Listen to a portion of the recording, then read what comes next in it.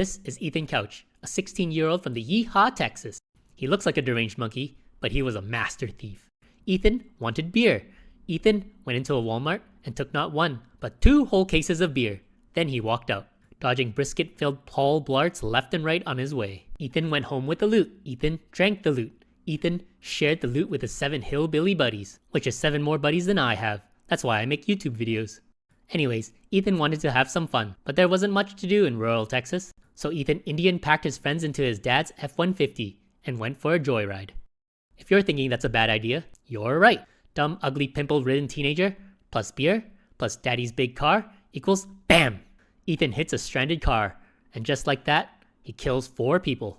Brianne Mitchell, her car broke down and she was just hoping to not become another Netflix documentary. Holly Boyles and her daughter Shelby Boyles, who just happened to help. And youth pastor Brian Jennings, who was just there doing youth pastor things. All dead. The cops came 3 hours later, and Ethan's blood alcohol level was 3 times the legal limit. And this shit stain of a person was also high off marijuana and diazepam. So Ethan goes to jail. Nah, just kidding. Ethan is a nepo baby. His parents are rich. They hired Dr. Dick Miller, and this dick of a doctor testifies in court. He says Ethan is suffering from affluenza.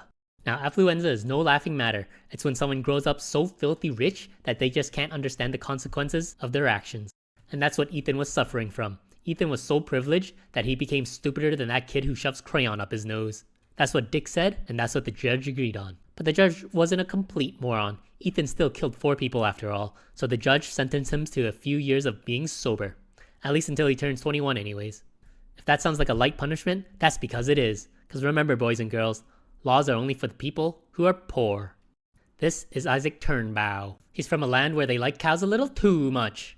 Vermont. Issac is a normal guy who wears flannel, probably smells like pine, and works at a pizza place. Then one day, Issac pulls out a rifle and BAM! They find his coworker, Declan Lyons, shot in the head behind the restaurant. Issac goes home, no one suspects a thing, and the case goes cold. But Issac likes to flaunt. He flaunts more than those Asians. He brags to his buddies how he dropped some kid, but that was a bad move. Because like most of the people we consider friends, they weren't really his friends. Someone snitched. Word got around, the cops came, and Issac goes to trial. What's his defense? He was too fucking high on shrooms. So high, Joe Rogan would be proud. And the jury was like, alright, checks out. Not guilty. A few moments later. Issac takes flaunting to the next level. He calls the cops, sober, confesses everything, every single detail, and they can't do shit about it. Why? Because of something called double jeopardy. Double jeopardy is when you can't be tried again for the same crime. So this mentally ill nutcase walks. This is Issei Sagawa. If you think he's Japanese, you may be a racist, but you still be right. He is from Japan. Sagawa-san here wanted to combine his love for this and this.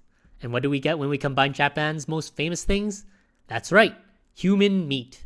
Specifically, white bitches. Sagawa-san's craving began at an early age. He fantasized about his classmates' thick, juicy thighs with wasabi and soy sauce. When he mentioned this to anyone, they just ignored all the red flags. Do you know why? Because Sagawa-san was rich. And one day, he broke into a German chick's house and tried to eat her. But those Germans are hardy people, so she fended him off. And he got away. Fast forward to 1981.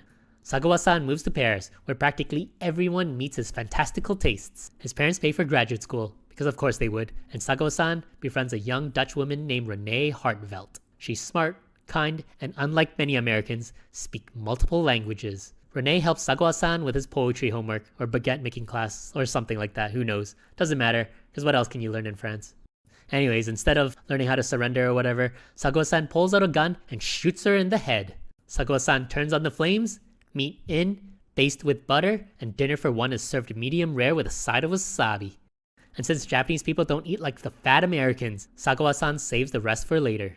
In a suitcase. But unfortunately for him, later doesn't come, because Sagawa-san is caught immediately. The French police come, opens the suitcase, and boom! Crime scene. Sagawa-san confesses. He tells them everything. He told them how and he told them why. But it's the why that I kinda get. Sagawa-san wanted to absorb her energy like when Goku charges up his spirit bomb.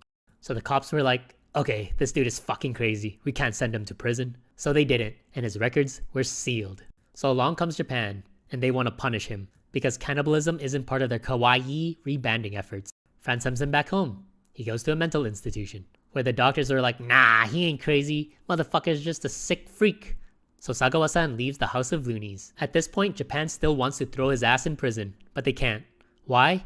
He can't get charged because his records in France were sealed, so they got nothing. You're probably thinking that Sagawa-san would be shunned from polite Japanese society, right? Nope. From my time researching the holy numbers, Japanese people are freaks. So Sagawa-san becomes a celebrity. He writes books, goes on talk shows. This man fucking becomes a restaurant influencer for a living, eating God who knows what kind of rare meats.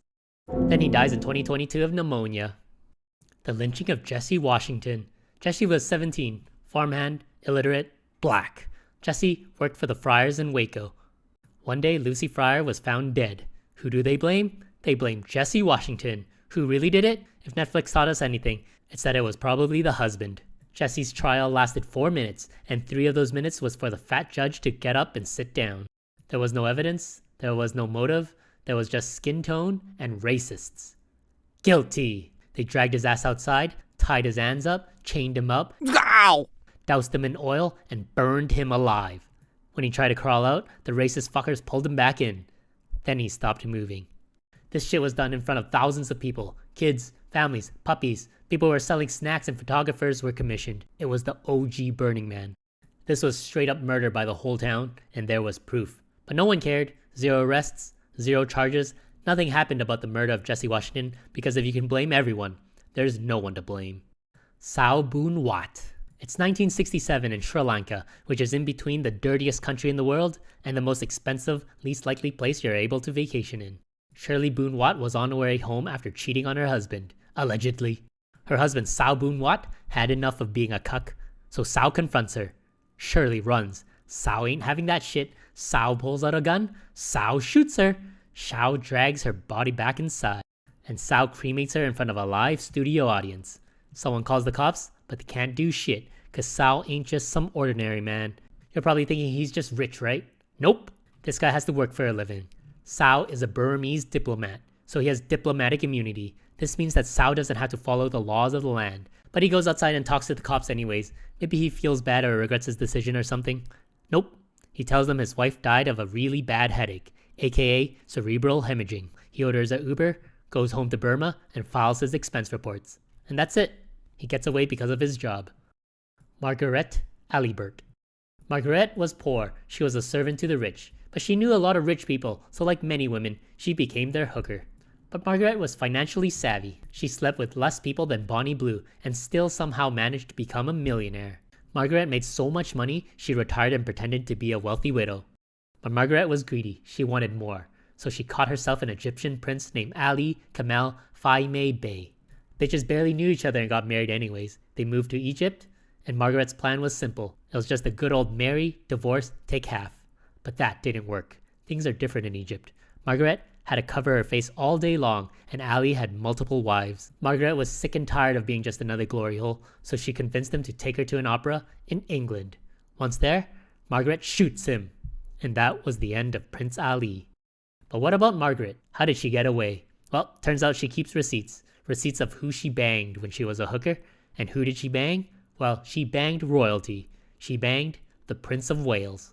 Then blackmailed his ass not to charge her. So yeah, she got away with it because she literally fucked the government.